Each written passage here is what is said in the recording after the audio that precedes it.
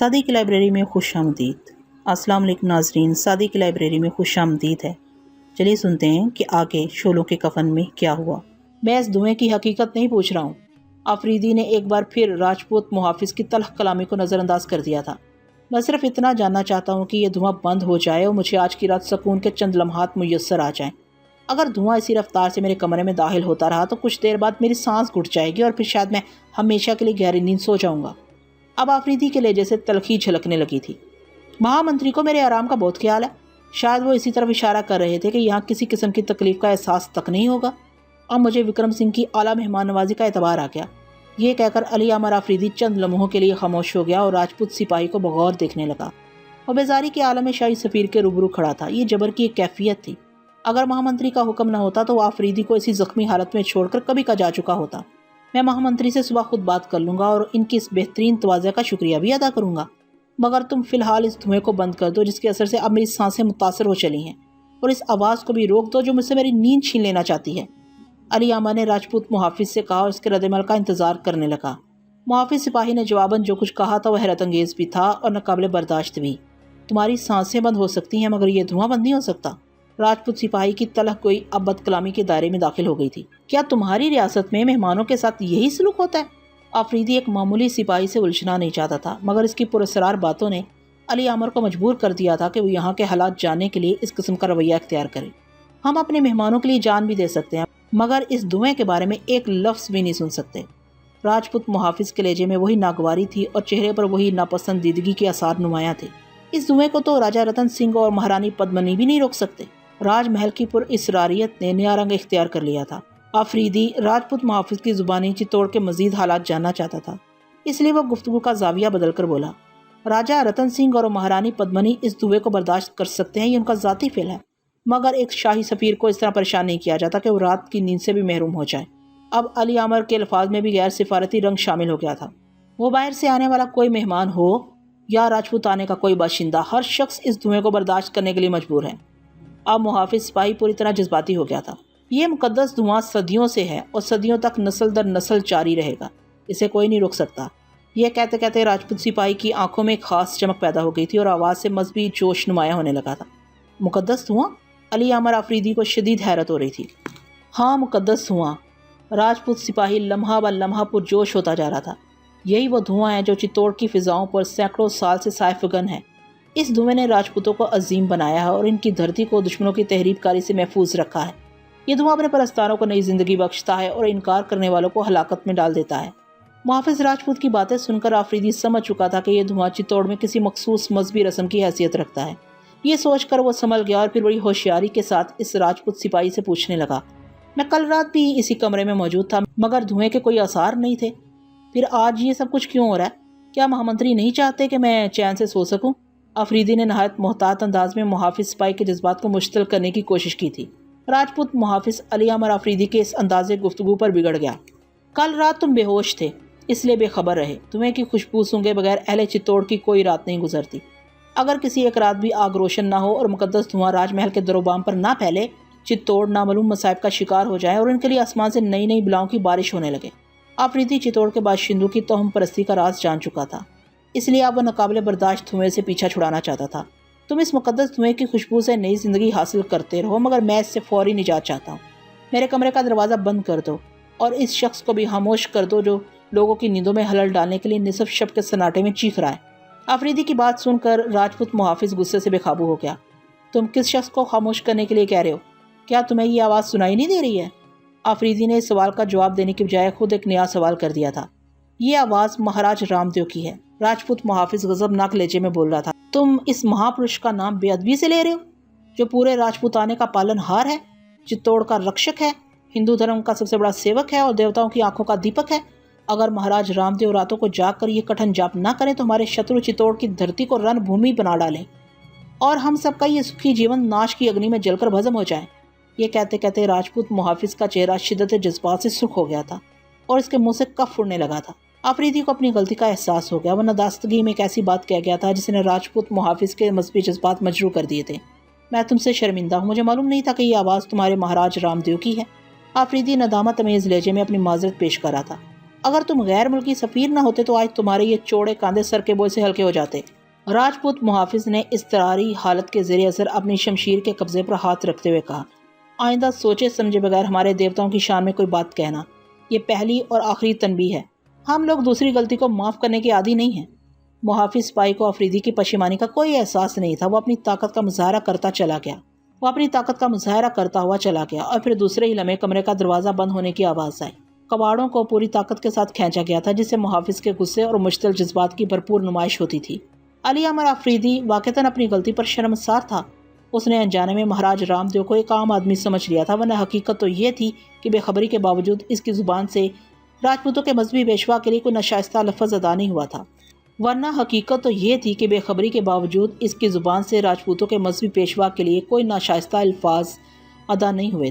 پھر بھی محافظ سپاہی نے اس کی بڑی دل آزاری کی تھی۔ یہ ایک تکلیف دہ مرحلہ تھا جس سے آفریدی کو بڑے صبر و ضبط کے ساتھ گزرنا پڑا۔ دروازہ بند ہو جانے سے دھویں کا مسلسل داخلہ ختم ہو گیا تھا، مگر ابھی تک کمرے میں لوبان کی خوشبو کے اثرات موجود تھے۔ پھر بھی کچھ دیر بعد جب یہ گھٹن ختم ہو گئی تو علی امر آفریدی نے مہاراج رام دیو کے بارے میں سوچا، کیا یہ راجپوت محض ایک رام دیو اس کے پھیلائے ہوئے مقدس دھوئیں کی طاقت پر زندہ ہیں؟ آفریدی چتوڑ کی سیاسی حالت پر غور کر رہا تھا۔ راجپوت معاشرے میں اونچ نیچ، رقص، شراب، عیش پرستی عام ہو چکی ہے۔ مقامی آبادی اپنی طاقت پر اعتبار کرنے کی بجائے توہمات میں الجھی ہوئی ہے۔ یہاں صرف ایک شخص رام دیو جاگ رہا ہے اور باقی لوگ لبان کے دھوئیں کے اثرات میں بدمست پڑے ہیں۔ ایسی بے خبر قوم کو نہایت آسانی سے غلام بنایا جا سکتا ہے۔ آفریدی کی سوچ وسیع ہوتی جا رہی تھی اور وہ خود کلامی کے انداز میں زیر لب بول رہا تھا، مجھے سلطان کے خوابوں کی تعبیر سامنے نظر آ رہی ہے۔ بے جان دیوتاؤں کی محبت کی افیم کھا کر یہ قوم زیادہ عرصے تک زندہ نہیں رہ سکتی۔ اسے سلطان کے ہاتھوں اپنی آزادی فروخت کرنا ہی ہوگی۔ آفریدی زخمی ہونے کے باوجود بہت خوش تھا اور اپنے ساتھ پیش آنے والے حادثے کو ایک نیک فال سمجھ رہا تھا۔ بڑے بڑے پراسرار چہرے کھل کر سامنے آ رہے تھے اور حالات کے رخ پر پڑے ہوئے پردے عجیب انداز میں خود بخود ہٹتے جا رہے تھے۔ یہ فتح کی علامت تھی، مگر جب آفریدی کو کانتا کی یاد آئی تو اسے محسوس ہوا جیسے وہ کہیں نہ کہیں شکست کھا گیا ہے اور اس کے سینے میں کوئی نہ کوئی چیز ٹوٹ کر بکھر گئی ہے۔ آفریدی رات بھر جاگتا رہا۔ جسم کے زخموں نے اور دل کی جراحتوں نے اسے ایک لمحے کے لیے بھی چین سے سونے نہیں دیا۔ صبح ہوتے ہی حسب معمول مہا منتری وکرم سنگھ آفریدی کی خیر گیری کرنے کے لیے اس کے کمرے میں داخل ہوا۔ آفریدی نے آداب حکمرانی کے زیر اثر اپنے بستر پر اٹھنے کی کوشش کی، مگر وکرم سنگھ نے اسے ہاتھ کے اشارے سے روکتے ہوئے کہا، تم بہت زیادہ زخمی ہو چکے ہو اور ایک زخمی شخص اپنی ناتوانی کے باعث بعض رسمیں ادا کرنے کا پابند نہیں ہوتا، آرام سے لیٹے رہو۔ وکرم سنگھ کا لہجہ بظاہر نرم محسوس ہو رہا تھا، مگر گزشتہ دنوں کی طرح اس کے انداز گفتگو میں شگفتگی نہیں تھی۔ ایک قسم کی بیگانگی اور بے تعلقی تھی جسے آفریدی نے فوراً ہی محسوس کر لیا تھا۔ آپ کے راج وید میرے زخموں کے بارے میں کیا رائے رکھتے ہیں؟ آفریدی نے وکرم سنگھ کی بدلی ہوئی روش کو نظر انداز کرتے ہوئے کہا، ان کے خیال میں مجھے کب تک اس معذوری سے نجات مل جائے گی؟ وکرم سنگھ نے آفریدی کے سوال کا فوراً جواب نہیں دیا۔ وہ چند لمحوں کے لیے سوچتا رہا اور پھر بڑی بے دلی کے ساتھ کہنے لگا، راج وید تمہاری صحت کے بارے میں کوئی پیش گوئی نہیں کر سکتے۔ اب یہ تم پر منحصر ہے کہ جلد از جلد صحت یاب ہونا چاہتے ہو یا؟ وکرم سنگھ نے اپنی بات ادھوری چھوڑ دی تھی۔ میں مہا منتری کی نامکمل گفتگو کا مفہوم سمجھنے سے قاصر ہوں، مگر وہ مہا منتری کی طرح خود بھی مسئلے سے کام لے رہا تھا۔ ایک سفیر کو اپنی ذمہ داریوں کا احساس ہونا چاہیے۔ مہا منتری وکرم سنگھ نے یکسر بدلے ہوئے لہجے میں کہا، بے شک یہ میزبان کا فرض ہے کہ وہ اپنے مہمان کی خاطرداری کا لحاظ رکھے، مگر مہمان بھی کچھ اخلاقی اصولوں کا پابند ہوتا ہے۔ اگر یہ پابندی مجروح ہونے لگے تو مہمان اپنے درجے سے گر جاتا ہے، پھر وہ مہمان نہیں رہتا، ایک بارے گرا بن جاتا ہے۔ وکرم سنگھ آہستہ آہستہ کھل رہا تھا۔ کیا مہا منتری پورے یقین کے ساتھ کہہ رہے ہیں کہ میں نے اپنی سفارتی ذمہ داری کو نظر انداز کر دیا ہے؟ آفریدی سمجھ چکا تھا کہ وکرم سنگھ درپردہ کیا کہنا چاہتا ہے، اس لیے وہ بھی مبہم انداز اختیار کرتے ہوئے حقیقت کی طرف پلٹ آیا تھا۔ ہاں، تم اپنا سفارتی منصب بھلا چکے ہو۔ اب کی بار وکرم سنگھ کی آواز قدرے تیز تھی۔ تمہیں یہ حق نہیں پہنچتا کہ تم راجپوتوں کے دیوتاؤں پر انگلی اٹھاؤ یا ان کی شان میں کوئی حقیر لفظ استعمال کرو۔ صورتحال واضح ہو چکی تھی۔ رام دیو کے بارے میں محافظ سپاہیوں نے غلط بیانی سے کام لیتے ہوئے وکرم سنگھ کو ورگلانے کی کوشش کی تھی، جس کے نتیجے میں مہا منتری کا رویہ بدل گیا تھا۔ آپ کو غلط اطلاعات فراہم کی گئی ہیں، آفریدی نے انتہائی جرأت و بے باکی کا مظاہرہ کرتے ہوئے کہا۔ اچانک کمرے میں دھواں بھر جانے سے مجھے گھٹن کا احساس ہونے لگا تھا، اس لیے میں نے محافظ سپاہیوں سے دروازہ بند کرنے کو کہا تھا، بس اس سے زیادہ کچھ نہیں۔ تم نے مہاراج رام دیو کی توہین بھی کی تھی۔ وکرم سنگھ کے لہجے میں بدستور ناگواری کی آمیزش تھی۔ جس شخص کو میں نے اپنی آنکھ سے نہیں دیکھا اور جسے میرا کوئی تعارف نہیں، میں اس کی تحقیر کس طرح کر سکتا ہوں؟ آفریدی نے اپنی صفائی کے لیے ایک مضبوط دلیل پیش کی تھی۔ میں نے صرف اتنا کہا تھا کہ اس آواز کو بھی خاموش کرا دو کہ اس سے لوگوں کی نیندوں میں خلل پڑتا ہے۔ پھر جب معلوم ہوا کہ وہ آواز مہاراج رام دیو کی ہے جسے کسی صورت میں بند نہیں کرایا جا سکتا، تو میں نے محافظ سپاہی سے یہ کہہ کر معذرت طلب کر لی تھی کہ جو کچھ بھی ہوا بے خبری میں ہوا۔ میری سچائی کو جھوٹ کا لباس پہنا کر جو کچھ کہا جا رہا ہے وہ مناسب نہیں۔ میرے نزدیک یہ انتہائی ناپسندیدہ عمل ہے کہ کسی شخص کی آواز دن بھر کے تھکے ماندے لوگوں سے ان کے خواب چھین لیں۔ مگر جب مجھ پر یہ حقیقت ظاہر ہوئی کہ اس آواز کا گونجتے رہنا اہل چتوڑ کے لیے مذہبی رسم کی حیثیت رکھتا ہے، تو میں نے مکمل خاموشی اختیار کر لی تھی۔ مجھے اس آواز نے رات بھر سونے نہیں دیا۔ اب ذکر چھیڑ ہی دیا تو براہ کرم مجھے اس جگہ سے منتقل کر دیجیے جہاں وہ آواز میری سماعت کا تعاقب نہ کرے۔ میزبان کو اپنی رسمیں اپنی ذات تک محدود رکھنی چاہیے، ورنہ یہ میزبانی نہیں دل آزاری ہے۔ آفریدی نے بھی اپنے دل کی بات اس طرح کہہ ڈالی کہ مہا منتری وکرم سنگھ شاہی سفیر کا منہ دیکھتا رہ گیا۔ کچھ دیر تک وکرم سنگھ سکوت کے عالم میں بیٹھا رہا۔ اس کے چہرے پر مختلف رنگ ڈوب ڈوب کر ابھر رہے تھے۔ یہ رنگ قہر و نفرت کے رنگ تھے۔ آفریدی کا جواب سن کر وکرم سنگھ کا ذہن سلگ اٹھا تھا، مگر وہ ایک باہوش سیاستدان تھا۔ اس نے بڑی مشکل سے اپنے جذبات پر قابو پایا اور بات کا رخ دوسری طرف موڑ دیا۔ تمہارا ایک جرم یہ ہے کہ تم نے درباری رقاصہ کانتا کو اپنے دلکش چہرے اور منافقانہ باتوں سے یہاں تک اکسایا ہے کہ اس نے چتوڑ کے کئی راز فاش کر دی اور سلطان علاؤالدین خلجی کو ریاست پر حملے کی دعوت دے دی۔ یہ ایک بڑا سنگین جرم ہے آفریدی، اسے نہ ہی میں معاف کر سکتا ہوں، نہ راجہ رتن سنگھ اور مہارانی پدمنی۔ ضبط احتیاط کے باوجود وکرم سنگھ کا لہجہ غضبناک ہو گیا تھا۔ ایک اور جھوٹ بڑی شدت کے ساتھ بولا گیا تھا۔ آفریدی اس تہمت کو برداشت نہ کر سکا۔ مہا منتری، مجھے یہ کہتے ہوئے دکھ ہو رہا ہے کہ راجپوت اپنے معیار حیات پر قائم نہیں رہے، یا پھر ان کی شجاعت کے افسانے غلط مشہور ہو گئے ہیں۔ یہ کیسی مردانگی ہے کہ مسلسل میری ذات سے جھوٹ اور ہلا سازی کو منسوب کیا جا رہا ہے۔ میں نہیں جانتا کہ ان تمام باتوں سے آپ کا مقصد کیا ہے۔ میں نے کب یہ خواہش ظاہر کی تھی کہ آپ میرے لیے عورت اور شراب کا اہتمام کریں؟ یہ میری توہین تھی، مگر میں کوئی حرف شکایت زبان پر نہیں لایا۔ اس سے پہلے میں اپنی دل آزاریوں کا ذکر کرتا، مجھ سے کہا جا رہا ہے کہ میں نے راجپوتوں کے دیوتاؤں کی تذلیل کی ہے اور ایک درباری رقاصہ کو فریب دے کر سلطان علاؤالدین خلجی کے لیے جاسوسی کے فرائض انجام دیے ہیں۔ میں ان محافظ سپاہیوں کو اپنے سامنے دیکھنا چاہتا ہوں جنہوں نے آپ کو یہ من گھڑت کہانیاں سنا کر مجھے منصب سفارت سے گرانے کی ذلت تمیز کوشش کی ہے۔ اگر یہی نقب زنی اور عیاری چتوڑ کی سیاست کا مشغلہ ہے تو مجھے اسی زخمی حالت میں رانی پدمنی کے روبرو پیش کر دیا جائے، اور اگر مہا منتری کو یہ بھی پسند نہیں تو مجھے میرے گھوڑے کی پشت پر ڈال کر رخصت کر دیا جائے۔ میں دلی واپس جانا چاہتا ہوں۔ میرے کسی گوشہ تصور میں بھی نہیں تھا کہ شاہی سفیر کے ساتھ اس قدر بدسلوکی کی جائے گی۔ میں کچھ دیر پہلے تک آپ کی مہمان نوازی اور تواضع کا بہت قدردان تھا، مگر اب محسوس ہوتا ہے کہ جیسے میں راجپوتوں کی کسی خراج گزار ریاست کا حقیر سا نمائندہ ہوں، سلطان علاؤالدین خلجی کا باوقار سفیر نہیں۔ علی احمد آفریدی جوش اضطراب میں اٹھ کر بیٹھ گیا تھا۔ مہا منتری ایک بار پھر حیرت و سکوت کا شکار ہو گیا۔ اسے یہ توقع ہرگز نہیں تھی کہ موت کے نرغے میں گر جانے کے بعد بھی شاہی سفیر ابرومندانہ زندگی کا ثبوت فراہم کرے گا۔ وکرم سنگھ کا خیال تھا کہ آفریدی اپنی کوتاہی کا احساس کر کے شرمندہ ہو جائے گا، اور پھر جب اسے جرائم کی بات کی جائے گی تو وہ اپنے دل میں راجپوتوں کی ہیبت محسوس کرے گا۔ مگر علی احمد کی اس جرأت گفتار نے مہامنتری کا منصوبہ ناکام بنا دیا تھا، اور اب وکرم سنگھ اس زخمی نوجوان کی طرف پریشان نظروں سے دیکھ رہا تھا جس کے تیوروں میں بجلی سے زیادہ چمک اور تلوار سے زیادہ کاٹ تھی۔ میں رقاصہ کانتا سے بھی آپ کے سامنے ملنا چاہتا ہوں تاکہ میرے کردار پر لگایا ہوا یہ داغ دھل سکے۔ وہ خود اقرار کرے گی کہ یہ جرم کس سے سرزد ہوا، گناہگار کون ہے۔ آفریدی نے وکرم سنگھ کو خاموش پا کر اپنے دل کا غبار کم کرنا چاہا۔ اب اس کی گواہی کسی کام نہیں آئے گی، وکرم سنگھ نے ایک ایک لفظ پر زور دیتے ہوئے کہا۔ وہ قتل کر دی گئی۔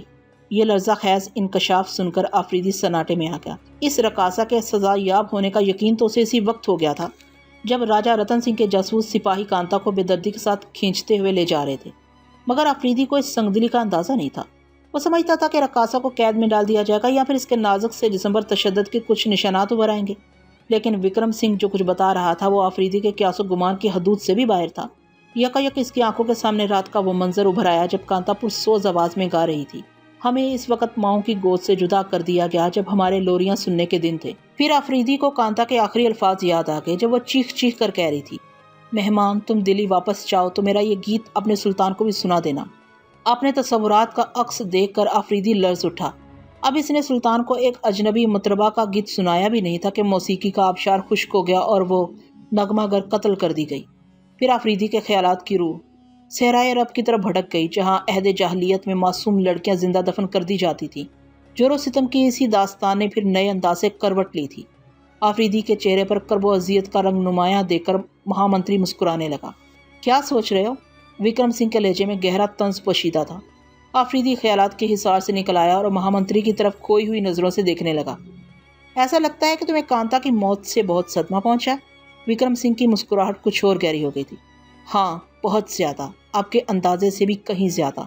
आफरीदी के होंठों को जुम्बश हुई, वो बहुत आहिस्ता बोल रहा था। यही तुम्हारे जुर्म का सबूत है।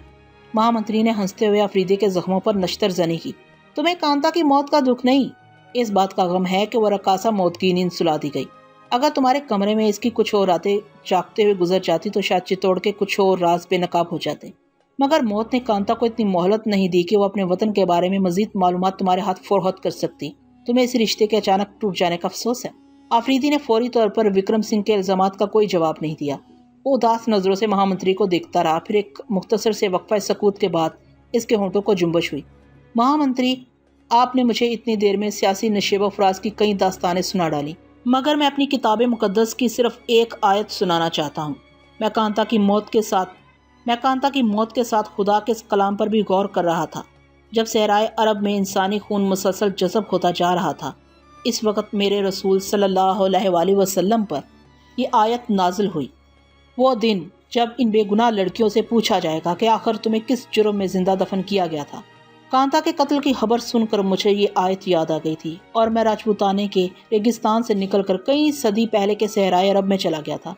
अब दोबारा चित्तौड़ की तरफ लौटा हूँ तो कांता सवाल करती हुई नजर आती है। मेहमान, मुझे आखिर किस जुर्म में कत्ल किया गया है? मैं उसे क्या जवाब दूँ? वो तो मुझसे बहुत दूर चली गई है। अगर आपके जंगजू और शुजा सिपाही कांता को मेरे सामने कत्ल करते तो मैं बेदरेह कह देता कि तुझे सच बोलने के गुनाह पर ज़बा किया गया है। आफरीदी का लहजा बहुत शिकस्ता था। वो गद्दार वतन थी, इसलिए कत्ल कर दी गई। विक्रम सिंह के लहजे में एक बार फिर कहरो नफरत का रंग शामिल हो गया था। उसने अपनी मिट्टी से बेवफाई की थी। वो अपनी धरती को इन मुसलमानों के हाथों बेचना चाहती थी जिन्हें हम गासिब और गुमराह समझते हैं। नहीं महामंत्री, वो गद्दार नहीं थी। वो अजल से तरसी हुई एक महकूम और पसमानदा कौम की लड़की थी जिसका अबगीना जिस्म टूट गया था और वो दरीदा हो चुकी थी। वो हुस्न सलूक की भूखी और मसावात की प्यासी थी। मेरी नज़र में वो राजपूत लड़कियों से भी ज़्यादा बहादुर थी कि अपने हम जिनसों की आबरू पर कुर्बान हो गई। मुझे हरफ बहरफ इसका गीत याद है। मैं कांता की आखिरी ख्वाहिश ज़रूर पूरी करूँगा। आफरीदी बहुत दिल गिरफ्तार नजर आ रहा था। महामंत्री, मुझे आपकी तहजीब ने बहुत मायूस किया है। आफरीदी की बात सुनकर विक्रम सिंह फिर भड़क उठा।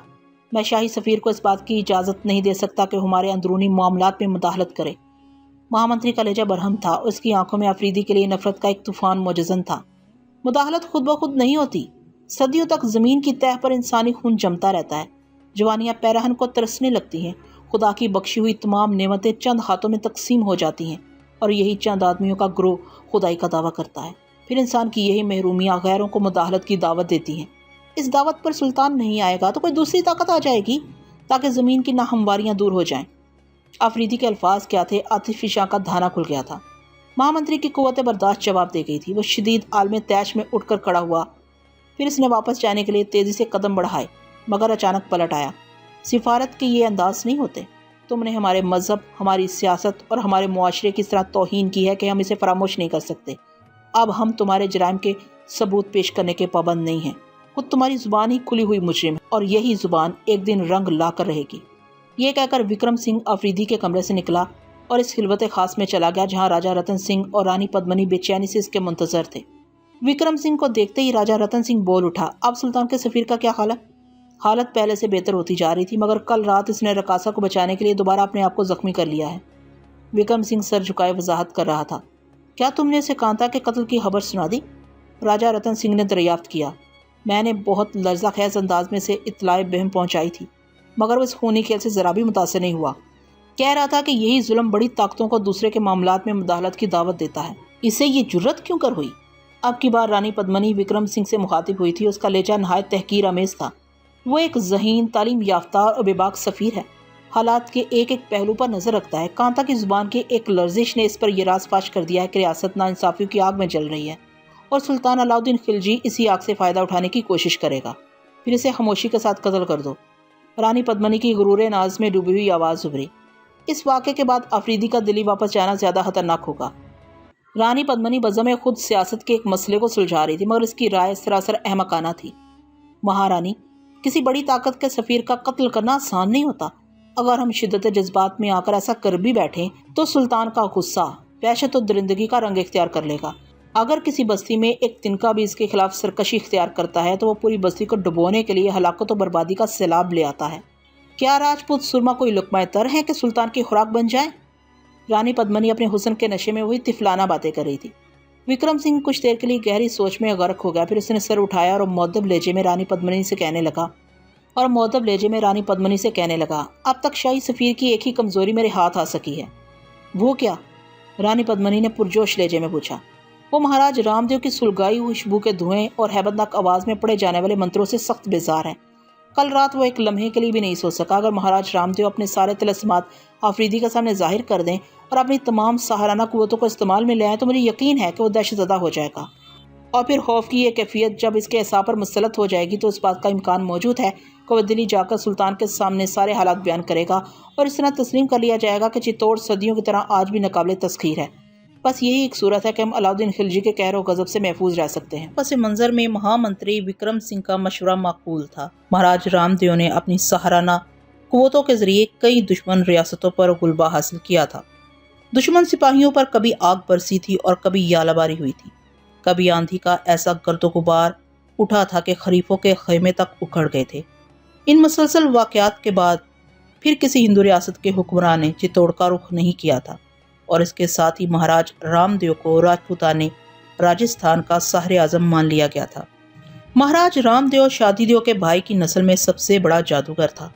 شادی دیو وہ ساحر تھا جس پر سارے ہند کے بت پرست ناز کرتے تھے۔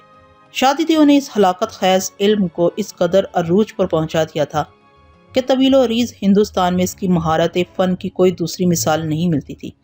ہندوؤں کی بعض کتابوں میں بڑے فخر سے یہ بات لکھی گئی ہے کہ حضرت موسیٰ علیہ السلام کے دور میں جو حیثیت سامری کی تھی، پرتھوی راج چوہان کے عہد حکومت میں وہی درجہ شادی دیو کا تھا۔ پھر جب حضرت خواجہ معین الدین چشتی اجمیر تشریف لائے تو پرتھوی راج نے آپ کو اس علاقے سے بے دخل کرنے کے لیے شادی دیو کی شبد بازیوں کا سہارا لیا۔ ہندوستان کا وہ پورا دور طلسمات اور جادو کے شکنجوں میں جکڑا ہوا تھا۔ شادی دیو نے اس مرد مسلمان کے سامنے اپنے آبائی ہنر کے کئی بھرپور مظاہرے کیے، مگر حضرت خواجہ غریب نواز رحمت اللہ پر شادی دیو کے سحر کا ذرا برابر اثر بھی نہ ہوا۔ پھر جب شادی دیو آخری معرکے کے لیے حضرت خواجہ غریب نواز کے مقابل آیا تو اپنے بزرگوں کا سکھایا ہوا سارا جادو بھول گیا، اور پھر اس نے عاجز آ کر سلطان الہند حضرت خواجہ غریب نواز رحمت اللہ کے پائے اقدس پر اپنا سر رکھ دیا اور ایک نگاہ کرم کی بھیک مانگنے لگا۔ حضرت خواجہ رحمت اللہ نے شادی دیو کو مشرف با اسلام کیا۔ ایمان کی دولت سے سرفراز ہونے کے بعد شادی دیو نے اپنے چھوٹے بھائی کام دیو کو بھی اسلام کی دعوت دی، مگر اس کا قلب مکمل طور پر سیاہ ہو چکا تھا۔ شہاب الدین غوری کے ہاتھوں پرتھوی راج چوہان کی شکست کے بعد کام دیو اجمیر سے فرار ہو کر چتوڑ میں مقیم ہو گیا۔ یہاں آ کر اس نے بے پناہ ترقی کی اور شادی دیو کی جگہ ساحر اعظم کا خطاب پایا۔ پھر کام دیو دنیا سے رخصت ہونے لگا تو اس نے سارا سیاہ علم اپنے بیٹے رام دیو کو منتقل کر دیا۔ اس وقت مسلمانوں کی سیاسی حکمت عملی کچھ اور تھی۔ وہ اپنی ضرورت کے مطابق دیگر علاقوں پر لشکر کشی کر رہے تھے۔ چتوڑ اور راجپوتوں کے دیگر علاقوں سے یہ بے تعلقی دیکھ کر رام دیو نے مشہور کر دیا کہ اب مسلمان کبھی ادھر کا رخ نہیں کریں گے، اور یہ جو کچھ ہوگا اس کے جادو کے زیر اثر ہوگا۔ مگر جب سلطان علاؤالدین خلجی نے چتوڑ کی تسخیر کا منصوبہ بنایا اور ابتدائی مرحلے میں اپنے سفیر علی امر آفریدی کو بھیجا تو یہاں کے حکمرانوں کی راتیں بے خواب ہو گئیں۔ علی امر کی شجاعت اور بے باکی نے راجپوتوں کے حکمراں طبقے پر یہ بات واضح کر دی تھی کہ اب کی بار سرزمین چتوڑ بھی سلطان کے قدموں کو بوسہ دیے بغیر محفوظ نہیں رہ سکے گی۔ یہی وجہ تھی کہ راجہ رتن سنگھ اور مہارانی پدمنی علی امر آفریدی کو رام دیو کی سحرانہ قوتوں سے دہشت زدہ کرنا چاہتے تھے۔ پھر طویل غور و فکر کے بعد یہ طے پا گیا کہ جب تک علی امر آفریدی کے زخم اچھے نہیں ہو جاتے اس وقت تک روزانہ اس کے کمرے میں خوبصورت جام وقف عورت بھیجی جائے اور مہاراج رام دیو اپنا خوفناک جادوئی عمل جاری رکھیں تاکہ دیوتاؤں کی قوت کے مظاہرے دیکھ کر آفریدی اپنا ذہنی توازن کھو بیٹھے۔ پھر جب فضاؤں کے دوش پر رات کی زلفیں بکھر گئیں تو علی امر آفریدی کے خیالات سیلاب کے سرکش پانی کی طرح بہنے لگے۔ پھر اچانک کسی نے تصورات کی موجوں کے سامنے کوئی دیوار سی کھڑی کر دی۔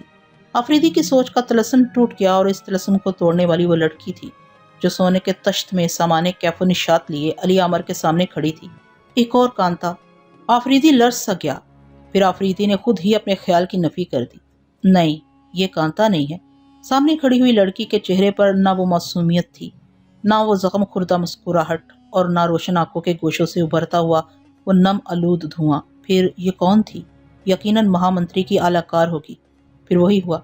महामंत्री ने रियासत की खूबसूरत तरीन लड़की को इसलिए भेजा था कि अली अमर आफरीदी अपनी तौबा तोड़ दे और वो भी दूसरे शाही सफ़ीरों की तरह बन जाए कि रियासत की हदूद में दाखिल हुए, हुक्मरां तबके को गुलामाना सलाम पेश किया, चंद रोज के लिए खूबसूरत लड़कियों को अपना हमसफर बनाया, शराबें पी, हलाल और हराम खाने खाए और जवाबी पैगाम लेकर रुखसत हो गए। अली अमर आफरीदी अब मुकम्मल तौर पर ख्यालात के हिसार से निकल आया था और इस लड़की को बगौर देख रहा था, जिसके मरमरी पैकर में जहां सोजी के तमाम रंग शामिल थे और शबनम फिशानी की धुंधली सी भी कोई अदाब मौजूद नहीं थी। लड़की, तुम क्यों आई हो? बिलाखर आफरीदी के होंठों को जुम्बश हुई। महामंत्री विक्रम सिंह ने मुझे शाही मेहमान को खुश करने की जिम्मेदारी सौंपी है, लड़की ने बड़े शौक लहजे में कहा। तुम्हारा नाम? आफरीदी बेसबब इससे गुफ्तगू कर रहा था। रजनी, लड़की ने कहा और शाही गुल की तरह लहराई। उसकी अदाफरोशी का एक एक जाविया ये बता रहा था कि उसने चित्तौड़ के हुक्मरानों की जुम्बश चशम पर रक्स करने के तमाम आदाब सीख लिए हैं। रजनी किसे कहते हैं? आफरीदी ने दूसरा सवाल किया। रजनी का मतलब होता है रात। लड़की आफरीदी की इस गुफ्तगू से लुत्फानंदोज हो रही थी और साथ ही अपने हुस्न की सियासत के इन हरबों को भी इस्तेमाल कर रही थी जिनसे मसल्ला करके उसे आफरीदी के कमरे में भेजा गया था। बेशक तुम गहरी सियारात हो, किसी ने तुम्हारे नाम का सही इंतखाब किया है। आफरीदी का लहजा नाखुशगवार था। मैं काली रात नहीं हूँ, मेरी रूह की गहराइयों में देखो, वहाँ उजाला ही उजाला है। रजनी अचानक उदास हो गई थी। मैं कुछ देखना नहीं चाहता। आफरीदी की बेजारी बढ़ती जा रही थी। ये शीशे और सोने के बर्तन बाहर ले जाकर फेंक दो। मैंने महामंत्री से कह दिया था कि ये सारी चीजें मेरे लिए नाकाबिले बर्दाश्त हैं। मैं ऐसा नहीं कर सकती। रजनी की वो आर्जी कैफियत खत्म हो चुकी थी और अब इसके चेहरे पर शोखी और शरारत की गुमराह कुन कुंदेलें रोशन थीं। वो रात के खुनक अंधेरों को दिन की तपती हुई धूप में बदलना चाहती थी। मुझे यही हुक्म दिया गया है कि मैं शाही सफीर को कैफो तरफ के रंगीन लम्हात फराहम करूं कि इन्हें आखिरी सांसों तक राजपूतों की मेहमान नवाजी याद रहे। ये कहकर रजनी ने वो सोने का तश्त और मुनक्कश शीशा और सुराही एक तरफ रख दिए। इस दौरान आफरीदी ने अपनी आंखें बंद कर ली थीं और वो सोच रहा था कि ये सब कुछ इसकी दिल आजारी के लिए किया जा रहा है। आफरीदी चाहता तो रजनी के साथ भी कांता जैसा सलूक कर सकता था, मगर इस ख्याल ने उसे अपने इरादे से बाज रखा कि कहीं रजनी भी सुबह होते हुए कांता की तरह कत्ल न कर दी जाए। इसलिए इसने करवट बदल ली थी। अब मैं क्या करूं? रजनी ने शाही सफीर की इस हरकत को बड़े ताज्जुब से देखा था। वो तेजी से आगे बढ़ी तो पूरा कमरा पाजेब की झनकार से गूंज उठा। आखिर मेरे लिए क्या हुक्म है? रजनी आफरीदी के सामने आती हुई बोली। सुराही में जमाशुदा एक एक कतरा अपने हलक में उंडेल लो, फिर बदमस्त होकर बाहर चली जाओ या इसी कमरे के किसी गोशे में चुपचाप पड़ी रहो। इस तरह तुम पर भी नाफरमानी का इल्जाम नहीं आएगा और मेरी रात भी सुकून से गुजर जाएगी। आफरीदी की आंखें बदस्तूर बंद थीं और वह शदीद नगवारी के अंदाज में बोल रहा था। मैं तो शराब नहीं पीती, रजनी ने हैरत से कहा। तो फिर अपने महामंत्री को पिला दो, वही तुम्हें इसके जायके की दाद भी दे सकेगा। हम पानी पीने वाले लोग अपनी बिसात से ज्यादा की ख्वाहिश नहीं करते। आफरीदी ने अपनी गुफ्तगू को नया रंग दे दिया था, जिससे रकासा रजनी मजीद हैरत में डूब गई थी। उसने अपनी जिंदगी में पहली बार किसी नौजवान को इस कदर बेहिसी का शिकार देखा था। कुछ देर तक वो किसी मुजस्मे की मानत खड़ी रही, फिर आफरीदी के पैरों की जानब फर्श पर बैठकर रुबाब के तारों को छेड़ने लगी। आफरीदी के दिल पर चोट सी पड़ी। कल रात कांता ने भी इसी तरह रुबाब छेड़ा था और फिर इसके होंठों से जो नगमा फूटा था, इसी नगमे ने उसकी जान ले ली थी। आफरीदी ने चाहा कि रजनी को गीत गाने से रोक दे और उसे बता दे कि यही गीत इसकी मौत का पैगाम भी बन सकता है, मगर आफरीदी चुपचाप लेटा रहा। इसकी समात की तमाम कुव्वतें रुबाब की आवाज़ पर मरकूज थी। वो इंतजार कर रहा था कि रजनी के होंठों को किस तरह जुम्बश होती है और होंठों से उभरने वाले बोल दिल के किस जख्म का पता देते हैं। रजनी के गीत से भी खून बह रहा था, मगर यह खून एक आम सी लड़की के जज्बों का खून था, जिसे इसका महबूब रोता छोड़कर किसी दूर दराज बस्ती में जा बसा था। और अब वही लड़की बिरहा की दबी दबी आग में किसी गीली लकड़ी की तरह सुलग रही थी। रजनी की आवाज़ भी दिलकश थी और गायकी का अंदाज भी मौसीकी के असूलों पर पूरा उतरता था। आफरीदी इन हमाक से इसके गीत सुनता रहा। हिजर फराक की बात चली तो अली आमर को अपनी वालदा शाइस्ता बेगम और छोटी बहन आलिया याद आ गई। माँ और बहन का तस्वुर उभरा तो मलक काफूर का गलीज चेहरा भी नजरों के सामने घूम गया। ان تمام یادوں میں اذیتوں کی مختلف چنگاریاں دبی دبی تھیں۔ آفریدی کے دل و دماغ پر چلتا ہوا غبار چھانے لگا۔ کوئی خوشی کا راگ چھیڑو، آفریدی نے کربناک یادوں سے پیچھا چھڑانے کے لیے کہا۔